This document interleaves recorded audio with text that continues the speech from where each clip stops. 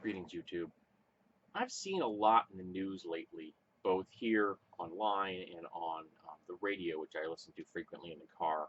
Pretty much listen to NPR exclusively when I'm alone.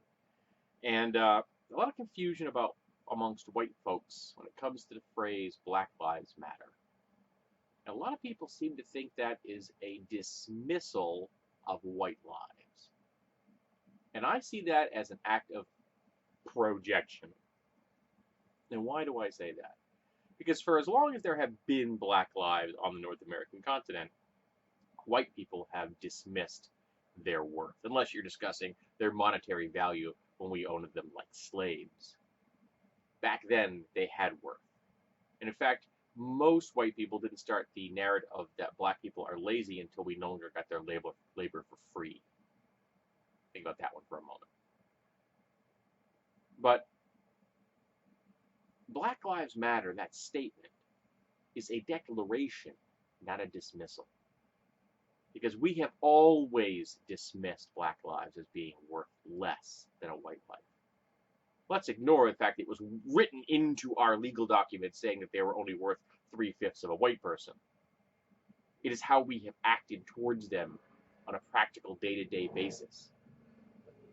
Ignoring the harassment, the intolerance, the prejudice, the bigotry, the rape, the assault, the murder of black lives every single day. Downplaying how we, the white people, created ghettos and then blamed people of color for living in them and for their social plight because they were living in the ghettos that we created. Blaming the victims of our actions for the plight that we put them in. And when white people say, well, all lives matter, or blue lives matter, which is bullshit.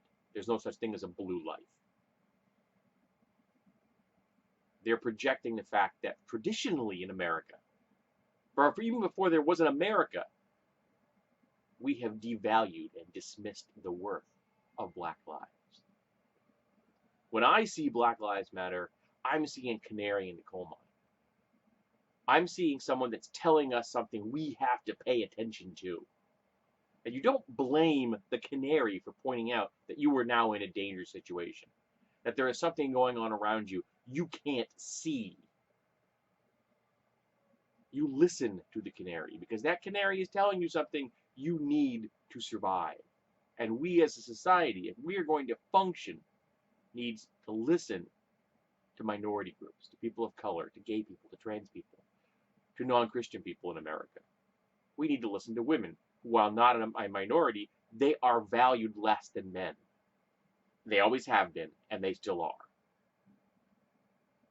We need to listen to these voices. They are the canaries in the coal mines, and we are ignoring them, and we put our society at risk by doing so. So when black people hold up those signs, they're not dismissing white lives. They're pointing out to you, the white person, something that you have been ignoring your entire life: the value of a black